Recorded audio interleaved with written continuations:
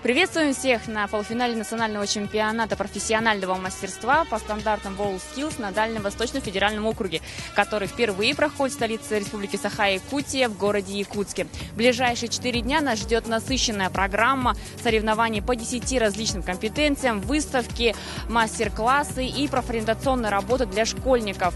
Первой компетенцией, которая пройдет сегодня, 16 апреля, является компетенция под названием «Парикмахерское искусство». Давайте узнаем, кто же самый лучший парикмахер и кто лучше всего стрижет. Первой номинацией компетенции парикмахерское искусство стала укладка на длинных волосах. В ней приняли участие 4 конкурсанта, один из которых представлял Сахалин. Ребятам предстояло работать не на моделях, а на манекенах, которые были международного класса ОМС. У нас участвуют 4 участника, 1 участник с Сахалина и 3 участников из Якутии.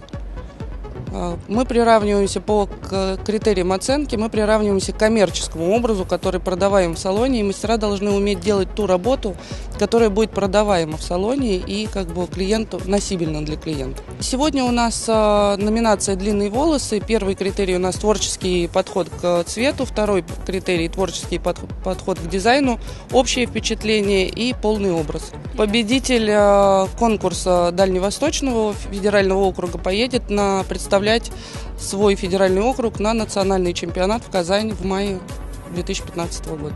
Но мне кажется, это очень интересно для участников, потому что это приравнивает, заставляет их разнообразие, пробовать разные виды работ, и они пробуют свои навыки, соревнуются среди всей России, выбирается лучший участник, который потом будет представлять Россию на международных соревнованиях. Стоит отметить, что ранее полуфиналов национального чемпионата в России не проводилось, и Якутск стал первым, кто проводит у себя один из полуфиналов этого чемпионата WorldSkills, что, несомненно, является крупным и событием в культурной и социальной жизни республики. Принять участие в престижном чемпионате прибыло более 40 участников и более 70 экспертов из 7 регионов Дальнего Востока, включая нашу республику. Якутия одна из первых вступила в движение и очень активно и качественно, принимает в нем участие уже 3-й год.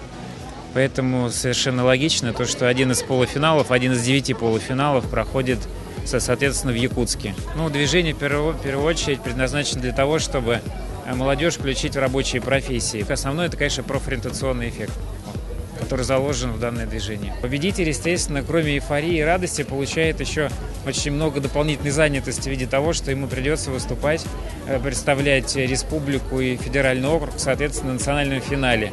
А дальше, если он попадает в национальные сборные, дальше уже это чемпионат мира, чемпионат Европы и, соответственно, сами понимаете, это же такая звездная история. Одним словом, участие в престижном чемпионате может обеспечить участникам не только профессиональный рост, но и, как сказал Алексей Тымченков, толстую записную книжку с номерами потенциальных работодателей не только в России, но и за рубежом.